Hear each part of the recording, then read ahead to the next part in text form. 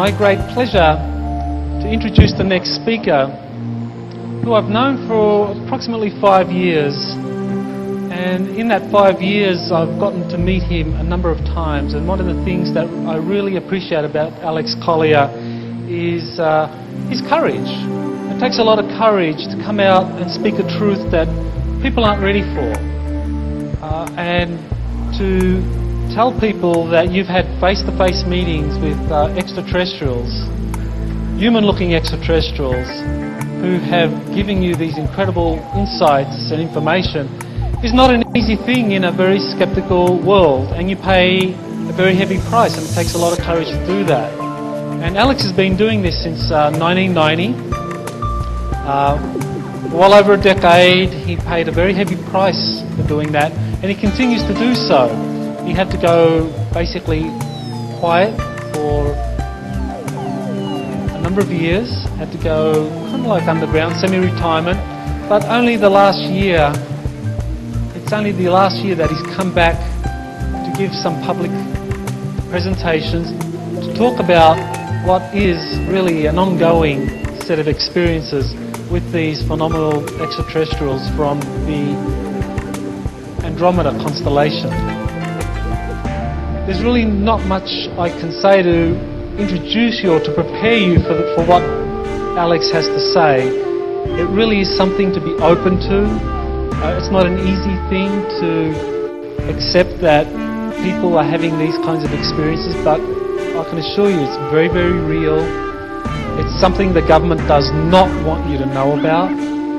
They are happy to let you know about scary stuff happening out there, but they don't want you to know about the experiences with really benign, loving, beautiful beings from the stars that are here to help us evolve to our next level. And so with that, I am honoured to introduce our next speaker, Alex Collier, who can really open us up to this remarkable phenomenon. Alex. Thank you, Michael. Thank you.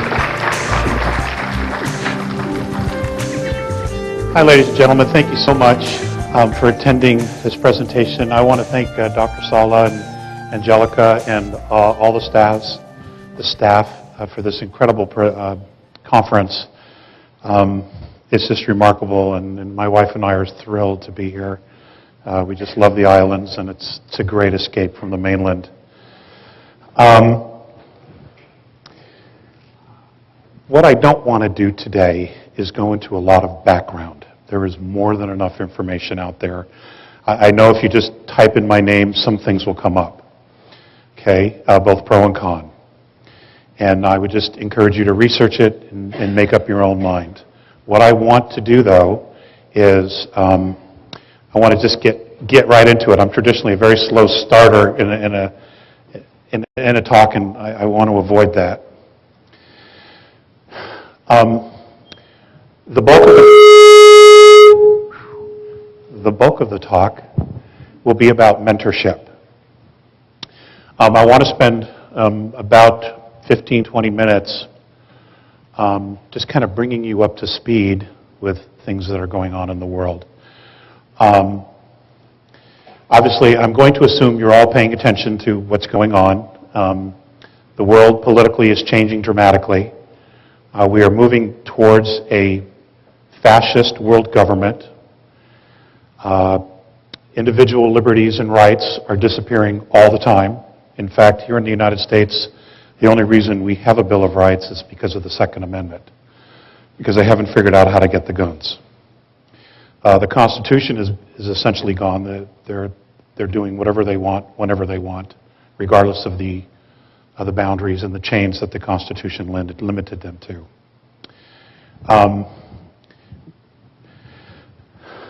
We have a world financial crisis. All of these things are done as a matter of control.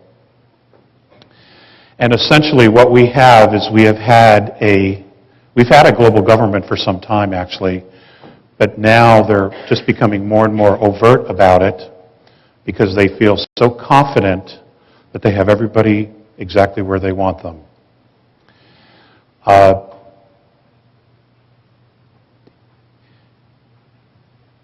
The next couple of years are just going to be absolutely amazing. It's going to seem like 50 years, all the changes that are going to occur. In the end, however, we will look back at it and say, my God, what a blessing.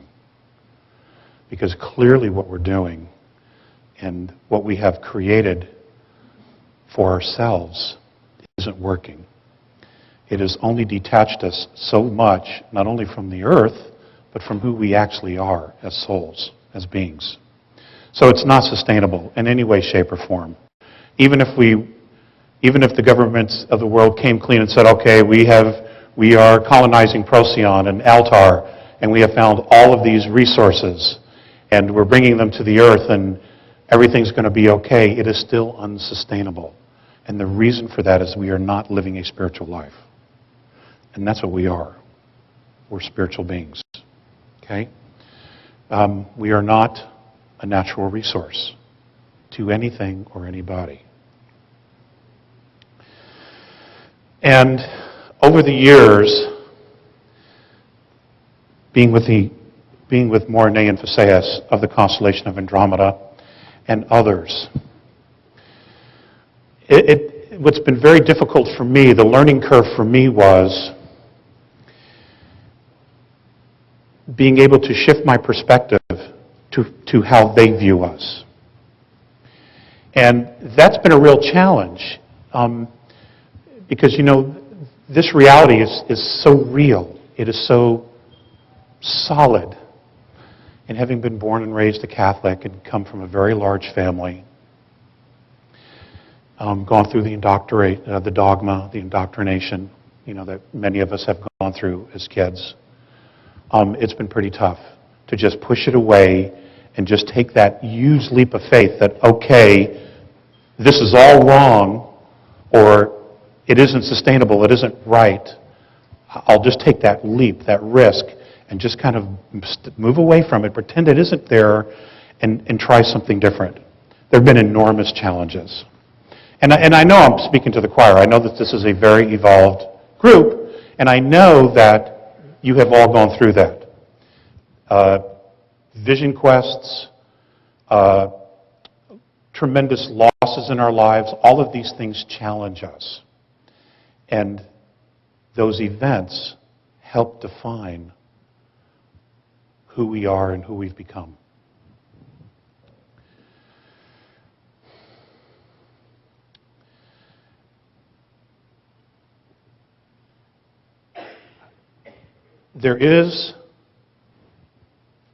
Earth is complicated.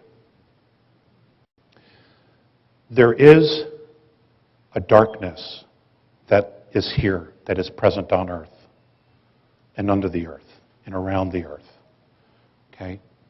I don't want you to think that it doesn't exist. Earth is a great example of duality.